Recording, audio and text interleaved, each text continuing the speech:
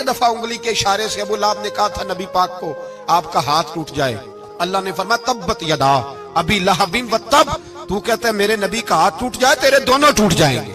और सुनो अबू लहब का हाल क्या हो। अबू लहब का माना है अबू लहब शोलों का बाप, लहब शोलों वाला। क्या मतलब? अबू लहब इतना हसीनो जमील था कि उसके जो रुखसार थे शोलों की तरह चमका करते, इतना खूबसूरत था, लाल सुर्ख रंग था, खूबसूरत आदमी।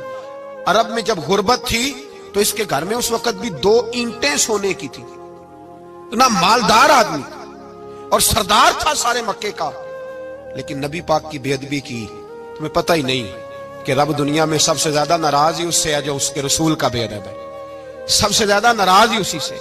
अबू लहब ना गया बदर के मौके पर, डर गया, कहने लगा मैंने नहीं जाना, मक्के में रह गया। ना गया जिहाद के लिए, मुसलमानों के खिलाफ ना निकला। लोगों ने बड़ा इसको लान तान किया, लेकिन कहने लगा मेरे खर्चे पे 4-5 बंदे ले जाओ, मैं नहीं जाऊंगा।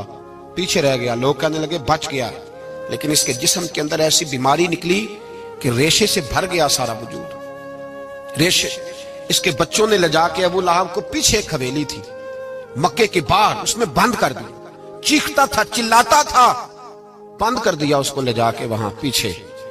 और जब उसको बंद कर दिया कमरे में तो चिल्लाता था, चीखता था, कोई मुझे बचाओ, कोई पानी पिलाओ। दरवाजा तोड़ के बाहर निकला तो चौक में मर गया अबू लहब। इतनी बदबू आती थी कि कोई करीब नहीं जाता था। चौक में लाश पड़ी थी। यह है मैयत किसी बेअदब की, मुंह दिखाने के काबिल नहीं, उनके दुश्मन पे लानत खुदा की, रहम पाने के काबिल नहीं है। चौक में लाश पड़ी है, तब्बत यदा अबी लहबिन व तब, चौक में पड़ी हुई है, कोई करीब नहीं जाता। उसके बेटों से लोग जाके कहने लगे तुम्हारा बाप था, शर्म करो। एक मुलाजिम को पैसे दिए उसके बेटे ने, कहा गड़ा खोदो और मेरे बाप को रस्सी के साथ पकड़ के उसमें फेंक दो। एक गड़ा खोदा मक्के की गली में और रस्सी के साथ पकड़कर, रस्सी के साथ बांध कर उसकी टांग को घसीट कर उस गड़े में डाल दिया, ऊपर से मिट्टी डाल दी, बदबू का वो ढेर बंद कर दिया। अबू लहब मक्के का सरदार था, पर जाने कहां मरदूद दफन है।